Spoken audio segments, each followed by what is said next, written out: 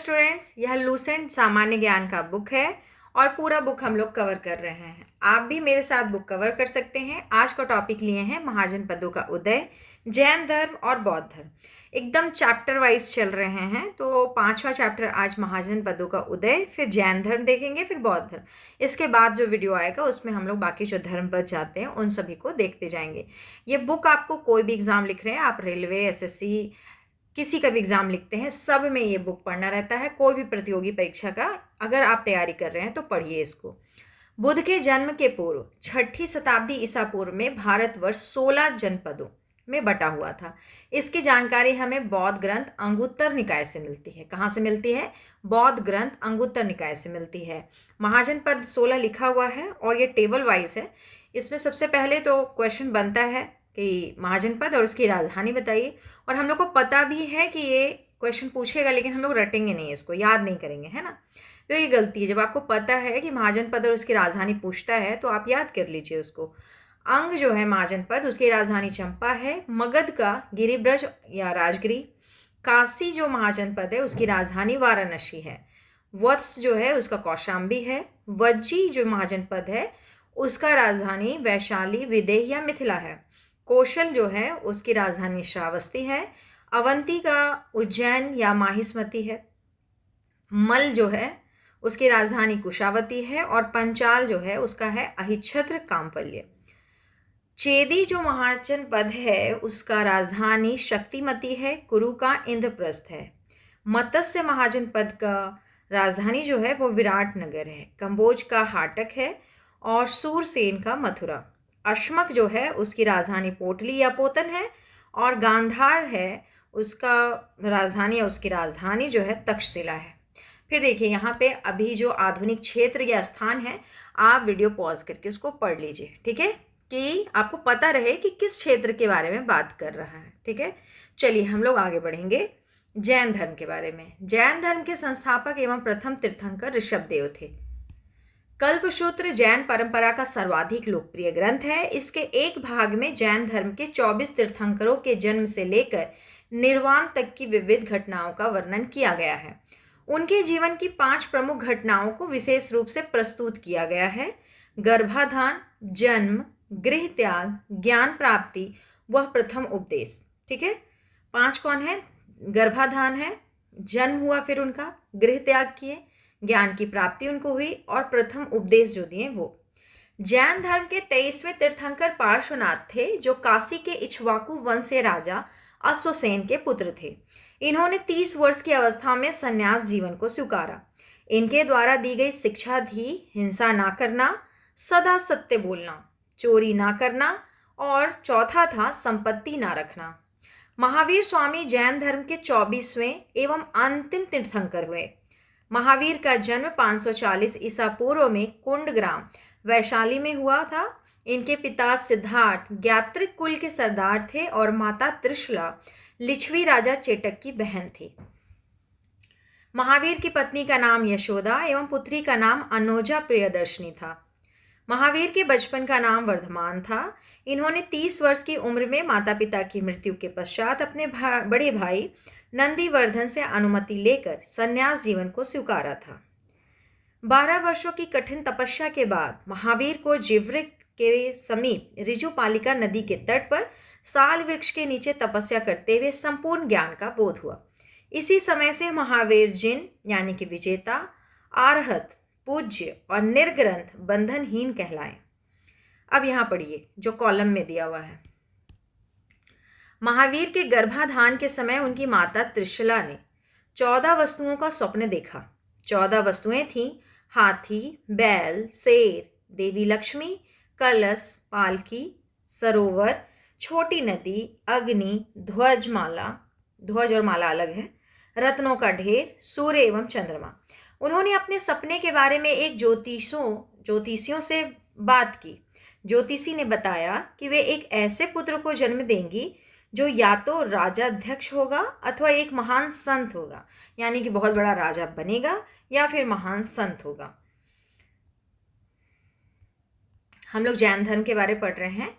अब आगे बढ़िए। उत्तरायण सूत्र में महावीर की शिक्षाओं का वर्णन है, जहाँ भिक्षुओं के आचार संहिता का पालन करने का वर्णन किया गया है। महावीर ने अपना उपदेश प्राकृत अर्धमागधी भाषा में किया। महावीर के अनुयायियों को मूलतः निर्ग्रंथ कहा जाता था। क्या कहा जाता था? निर्ग्रंथ कहा जाता था। महावीर के प्रथम अनुयायी उनके दामाद जामिल हुए। उन्हीं के दामाद जो हैं जामिल हैं, उनके प्रथम अनुयायी हुए। प्रथम जैन भिक्षुनी नरेश दधिवाहन की पुत्री चंपा थी। प्रमुख जैन तीर्थंकर और उनके प्रतीक चिन्ह, एक साइड तो लिखा हुआ है जैन तीर्थंकर और दूसरे साइड उनका जो भी चिन्ह था, प्रतीक चिन्ह है वो। तो देखिए, ऋषभ देव जो हैं वो प्रथम तीर्थंकर थे और इनका प्रतीक चिन्ह सांड था। अजीतनाथ दूसरे जैन तीर्थंकर थे और इनका प्रतीक चिन्ह हाथी था। संभवनाथ जो तीसरे जैन तीर्थंकर थे, उनका प्रतीक चिन्ह घोड़ा है। और संपार्श्वनाथ जो थे वो सप्तम यानी कि 7वें नंबर वाले जैन तीर्थंकर थे और उनका जो प्रतीक चिन्ह है वो स्वास्तिक था। शांतिनाथ जो थे वो 16वें थे। ठीक है, 16वें तीर्थंकर हो गए वो, और इनका जो प्रतीक चिन्ह है वो हिरण है। नेक्स्ट देख लेते हैं, अरनाथ 18वें जैन तीर्थंकर हुए। मीन इनका प्रतीक चिन्ह है। मीन मतलब मछली होता है। नामी भी कहीं कहीं लिखता है, कहीं कहीं नेमिनाथ भी लिख देता है। ये 21वें जैन तीर्थंकर हैं। ये इनका प्रतीक चिन्ह नीलकमल है। अरिष्ट नेमी ये 22वें तीर्थंकर हैं और शंख इनका प्रतीक चिन्ह है। पार्श्व जो हैं, या पार्श्वनाथ भी कहीं कहीं लिख जाता है, तो पार्श्व जो थे वो 23वें जैन तीर्थंकर हैं और सर्प यानी कि सांप इनका प्रतीक चिन्ह है। महावीर जो है 24वें और अंतिम तीर्थंकर हुए जैन के, और इनका प्रतीक चिन्ह सिंह था, मतलब सिंह शेर। नोट जो है वो याद रखना है कि 2 जैन तीर्थंकरों ऋषभ देव एवं अरिष्ट नेमी के नामों का उल्लेख ऋग्वेद में मिलता है। अरिष्ट नेमी को भगवान कृष्ण का निकट संबंधी माना जाता है। महावीर ने अपने शिष्यों को 11 गंधर्वों में विभाजित किया था। आर्य सुधर्मा अकेला ऐसा गंधर्व था जो महावीर की मृत्यु के बाद भी जीवित रहा और जैन धर्म का प्रथम थेरा या मुख्य उपदेशक हुआ। ठीक है, स्वामी महावीर के भिक्षुनी संघ की प्रधान चंदना थी। लगभग 300 ईसा पूर्व में मगध में 12 वर्षों का भीषण अकाल पड़ा, जिसके कारण भद्रबाहु अपने शिष्यों सहित कर्नाटक चले गए, किंतु कुछ अनुयायी स्थूलभद्र के साथ मगध में ही रुक गए। भद्रबाहु के वापस लौटने पर मगध के साधुओं से उनका गहरा मतभेद हो गया, जिसके परिणाम स्वरूप जैन मत श्वेतांबर एवं दिगंबर नामक 2 संप्रदायों में बंट गया। स्थूलभद्र के शिष्य श्वेतांबर कहलाए। श्वेतांबर श्वेत वस्त्र धारण करने वाले, एवं भद्रबाहु के शिष्य दिगंबर कहलाए, जो कि नग्न रहने वाले साधु थे। ठीक है, अब देखिए दिगंबर और श्वेतांबर में जो डिफरेंस है एक बार देख लीजिए, तो आपको समझ में आ जाएगा कि दोनों में डिफरेंस क्या है ना, कि दिगंबर किसको कहिएगा, श्वेतांबर किसको कहिएगा। तो देखिए, ये 5 निग्रहों का पालन करते हैं तथा सत्य, अहिंसा, अस्तेय, अपरिग्रह एवं ब्रह्मचर्य। और श्वेतांबर जो लोग हैं वे केवल 4 निर्ग्रह का पालन करते हैं, यथा सत्य हो गया, अहिंसा, अस्तेय एवं अपरिग्रह। ब्रह्मचर्य का पालन नहीं करते हैं। दूसरा है, दिगंबर के लिए लिखा हुआ है कि यह संप्रदाय 6 अनंत पदार्थों का अस्तित्व प्रकट करती है, यथा आत्मा यानी कि जीव, पदार्थ, पुद्गल, अंतरिक्ष यानी आकाश, गति, धर्म, स्थिरता, अधर्म तथा समय यानी कि काल। और श्वेतांबर जो है वो यह समय काल को छोड़कर 5 अनंत पदार्थ का अस्तित्व स्वीकार करता है, यथा आत्मा, पदार्थ, अंतरिक्ष, गति एवं स्थिरता। अब देखिए दिगंबर, इसमें महिलाएं तीर्थंकर नहीं हो सकती हैं, क्योंकि दिगंबर जो है वो नग्न अवस्था में रहने वाले साधु लोग हैं, तो इसमें जनरली महिलाएं तीर्थंकर नहीं होती हैं। और श्वेतांबर जो श्वेत कपड़े पहनते हैं, इसमें महिलाएं भी तीर्थंकर हो सकती हैं।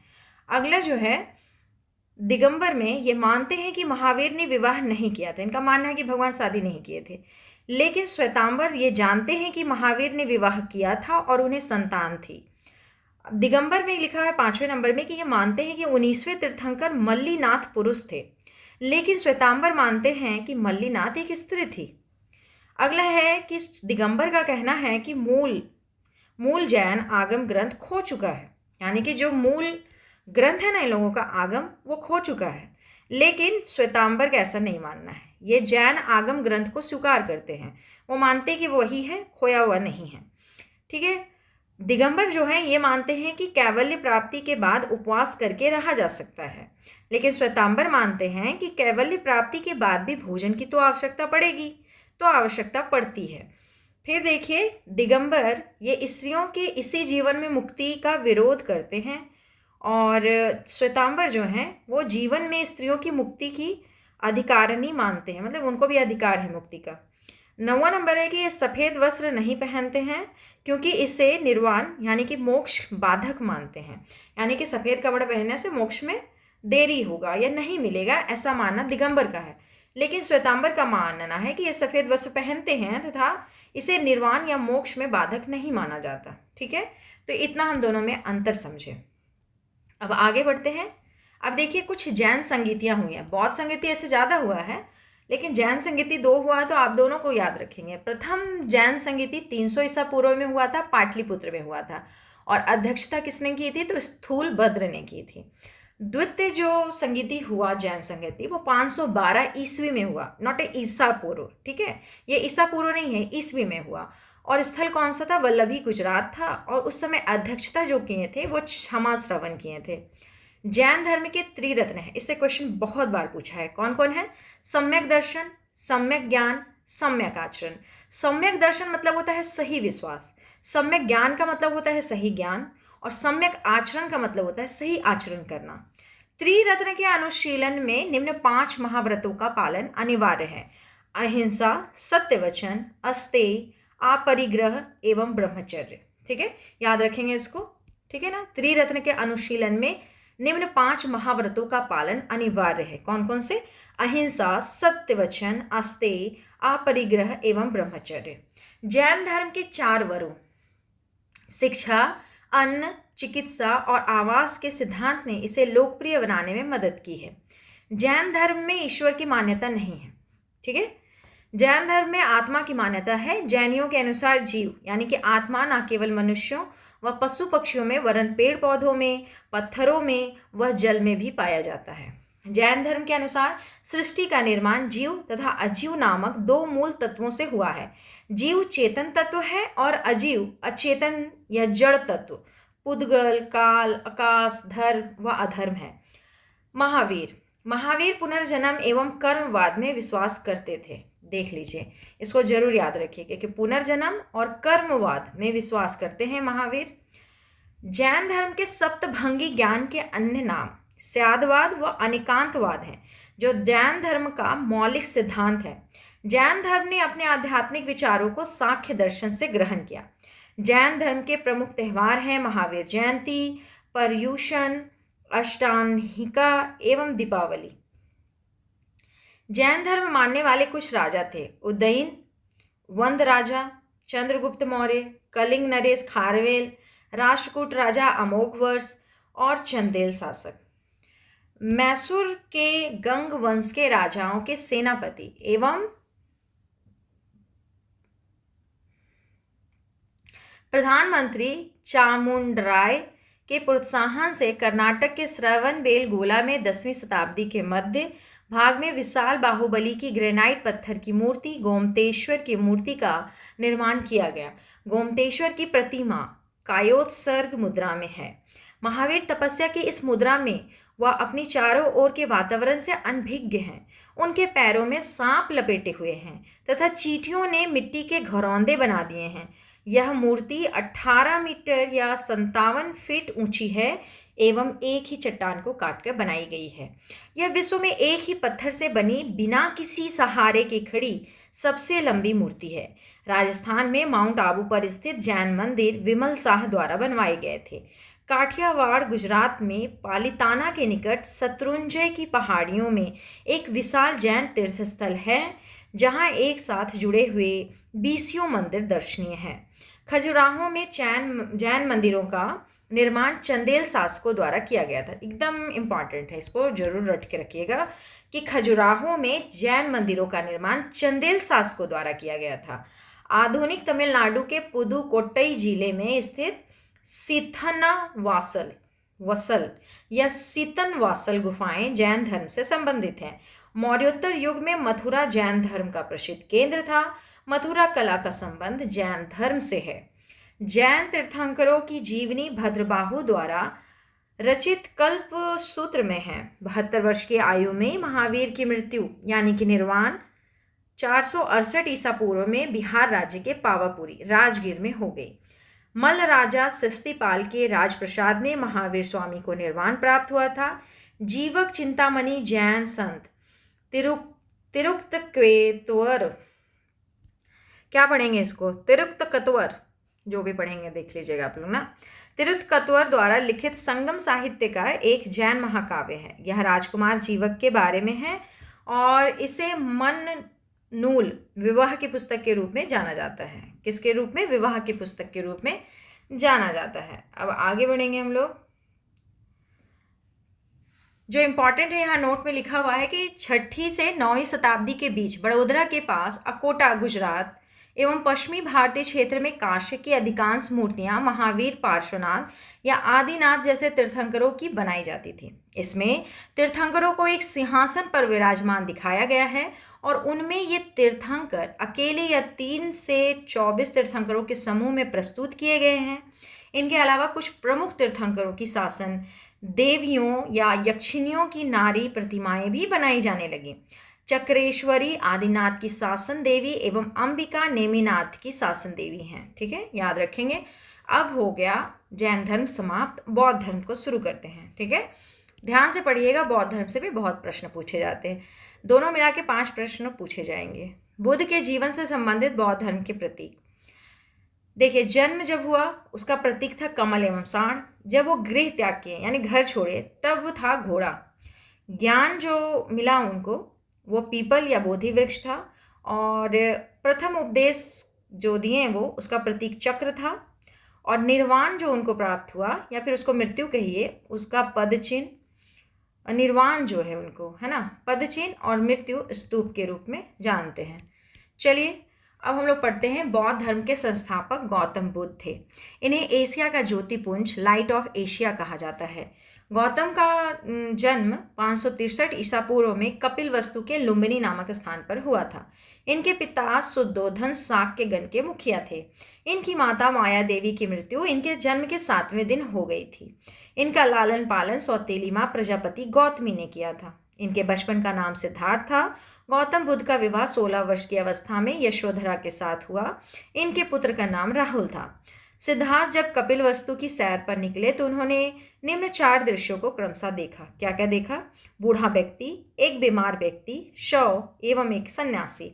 सांसारिक समस्याओं से व्यथित होकर सिद्धार्थ ने 29 वर्ष की अवस्था में गृह त्याग किया, जिसे बौद्ध धर्म में महाभिनिष्क्रमण कहा गया है।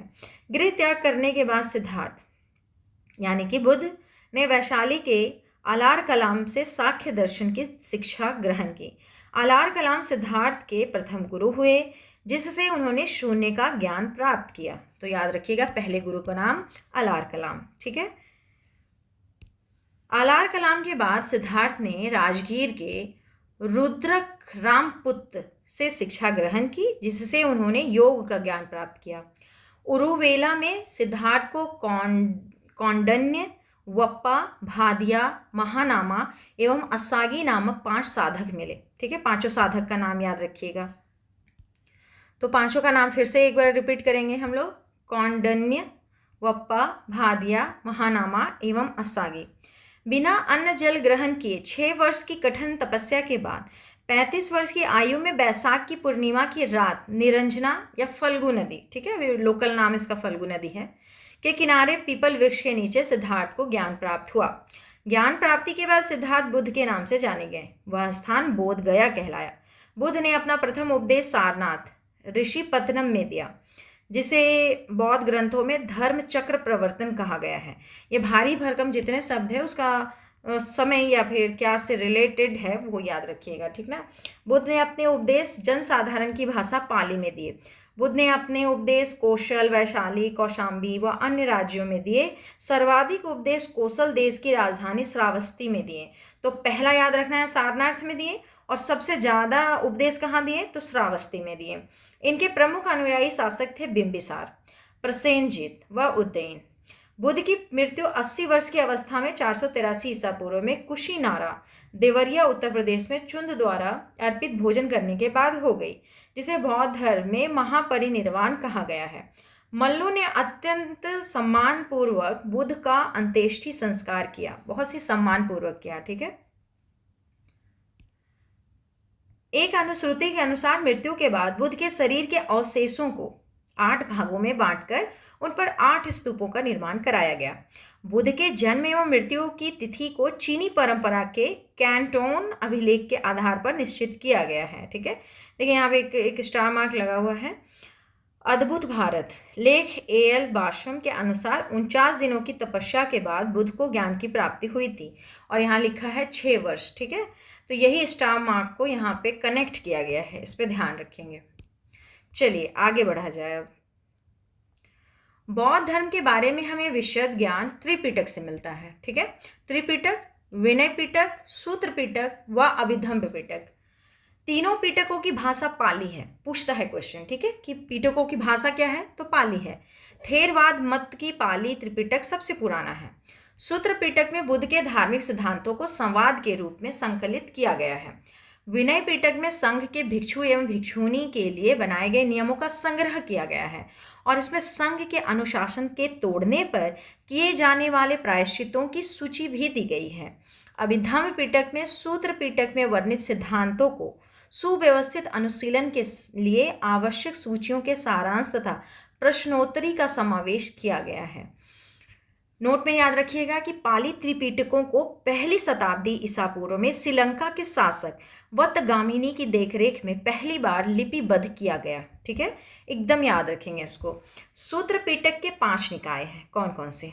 दीर्घ, मध्यम, संयुक्त, अगुंतर, खुद्दक। बुद्ध के पूर्व जन्मों में से जुड़ी जातक कथाएं खुद्दक निकाय की 15 पुस्तकों में से एक है। खुद्दक निकाय में धम्मपद, नैतिक उपदेशों का पदात्मक संकलन, थेर गाथा, बौद्ध भिक्षुओं का गीत, और थेरी गाथा यानी कि बौद्ध भिक्षुनियों की गीत। भिक्षु हैं तो थेर गाथा, भिक्षुनी है मतलब महिलाएं हैं तो थेरी गाथा। थेरी गाथा। बौद्ध धर्म मूलतः अनीश्वरवादी है, इसमें आत्मा की परिकल्पना भी नहीं है। बौद्ध धर्म में पुनर्जन्म की मान्यता है। तृष्णा को छीन हो जाने की अवस्था को ही बुद्ध ने निर्वाण कहा है। विश्व दुखों से भरा है, ये सिद्धांत बुद्ध ने उपनिषद में से लिया है। बुद्ध के अनुयायी 2 भागों में विभाजित थे, एक भिक्षुक, दूसरे उपासक। दोनों में अंतर समझिए। भिक्षुक किसको कहेंगे? बौद्ध धर्म के प्रचार के लिए जिन्होंने संन्यास ग्रहण किया उन्हें भिक्षुक कहा गया। और उपासक किसको कहें? गृहस्थ जीवन व्यतीत करते हुए बौद्ध धर्म अपनाने वालों को उपासक कहा गया। जो इंपॉर्टेंट है वो नोट में लिखा है कि बौद्ध धर्म के वरिष्ठ साध्वी को थेरी के रूप में जाना जाता था। ठीक है, ये नोट पॉइंट है, बाकी इंपॉर्टेंट तो सभी चीज़ है, सबको ध्यान से पढ़ते जाइए, क्वेश्चन तो आता ही है। बौद्ध संघ में सम्मिलित होने के लिए न्यूनतम आयु सीमा 15 वर्ष थी। बौद्ध संघ में प्रविष्टि होने को उपसंपदा कहा जाता था। बौद्ध धर्म के त्रिरत्न है बुद्ध, धम्म एवं संघ। बहुत बार पूछा हुआ क्वेश्चन है, बौद्ध धर्म के त्रिरत्न बताइए, बुद्ध, धम्म एवं संघ। अब देखिए बौद्ध सभाएं हुई हैं, हम लोग बहुत तरीके से इसको रटते हैं, बहुत ट्रिक बना के रटते हैं। आप इसको जैसे भी रटते हैं लेकिन जरूर याद रखिएगा, एक क्वेश्चन तय है इससे आना। ठीक है, एक क्वेश्चन कंफर्म है इससे आना। प्रथम बौद्ध संगति, समय था 483 ईसा पूर्व, स्थान राजगिरी, अध्यक्ष महाकश्यप, और शासनकाल उस समय अजातशत्रु राजा था। द्वितीय बौद्ध संगति हुआ 383 ईसा पूर्व, स्थान वैशाली था, अध्यक्ष सभाकामी थे, और शासनकाल जो था कालाशोक। तृतीय बौद्ध संगति जो हुआ 250 ईसा पूर्व में ही हुआ, पाटलिपुत्र में हुआ। मोगलीपुत्र तिश इसके अध्यक्ष हुए और शासनकाल अशोक का चल रहा था। चतुर्थ बौद्ध संगति 98 ईस्वी में हुआ, नॉट ईसा पूर्व। ठीक है, ये ईस्वी है। कहाँ हुआ? कुंडलवन, और अध्यक्ष थे वसुमित्र या अश्वघोष कहिए, और शासनकाल जो था वो कनिष्क का शासनकाल चल रहा था। चतुर्थ बौद्ध संगति के बाद बौद्ध धर्म 2 भागों में हीनयान एवं महायान में विभाजित हो गई। हीनयान एवं महायान के बीच प्रमुख अंतर। अब दोनों का अंतर समझिए कि हीनयान किसको कहिएगा और महायान किसको कहिएगा। हीनयान बुद्ध की मूल शिक्षा और व्यक्तिगत मुक्ति पर जोर देता है। महायान सामूहिक मुक्ति, करुणा और बोधिसत्व मार्ग पर जोर देता है। हीनयान बुद्ध को साधारण मानव मानते हैं, जबकि महायान बुद्ध को दिव्य प्राणी या भगवान मानते हैं। हीनयान वाले लोग मूर्ति पूजा में विश्वास नहीं करते और महायान मूर्ति पूजा एवं बोधिसत्वों की पूजा पर विश्वास करते हैं। हीनयान जो है निर्वाण प्राप्ति का मार्ग व्यक्तिगत है मानते हैं, और महायान जो है निर्वाण प्राप्ति का मार्ग सामूहिक है, यानी कि सभी प्राणियों की मुक्ति के बारे में कहता है। हीनयान जो है धार्मिक ग्रंथ पाली भाषा में है और महायान धार्मिक ग्रंथ इसकी संस्कृत भाषा में है। हीनयान जो है वो दक्षिण पूर्व एशिया, श्रीलंका, थाईलैंड में प्रचलित है, जबकि अगर महायान के बारे में बोले तो पूर्वी एशिया, चीन, जापान, तिब्बत आदि में प्रचलित है। ठीक है, तो महायान और आप हीनयान को समझ गए। अब हम लोग आगे बढ़ेंगे। बौद्ध धर्म के महायान संप्रदाय का अर्थ बोधिसत्व है। बोधिसत्व दूसरे के कल्याण को प्राथमिकता देते हुए अपने निर्वाण में विलंब करते हैं। संघभूति एक भारतीय बौद्ध भिक्षु जिन्होंने 4वीं शताब्दी ईस्वी के अंत में चीन की यात्रा की, उन्होंने सर्वास्तिवाद विनय पर भाष्य लिखा। प्रज्ञा पारमिता सूत्र महायान सूत्रों में सबसे पुराने हैं और साथ ही महायान बौद्ध दर्शन की नींव भी हैं। विशुद्धिमग्गो थेरवाद बौद्ध धर्म के महावीर शाखा की शिक्षा का एक विश्वकोश है, जिसे महान बौद्ध टीकाकार बुद्ध घोष ने 5वीं शताब्दी में श्रीलंका के राजा महानामा के शासनकाल के दौरान लिखा। ललित विस्तार एक संस्कृत बौद्ध ग्रंथ है। यह बुद्ध की जीवनी होने के साथ साथ मूल रूप से हीनयान संप्रदाय के सर्वास्तिवाद संप्रदाय का ग्रंथ है। अशोक द्वारा लिखित बुद्ध चरित संस्कृत में लिखी गई पहली बौद्ध पुस्तक है, जिसमें बुद्ध का संपूर्ण जीवन चरित है। सौंदरानंद एवं व्रज सूची अशोक घोष की अन्य रचना है। हीनयान का आदर्श अरहत पद को प्राप्त करना है। जो व्यक्ति अपनी साधना से निर्वाण की प्राप्ति करते हैं उन्हें ही अरहत कहा जाता है।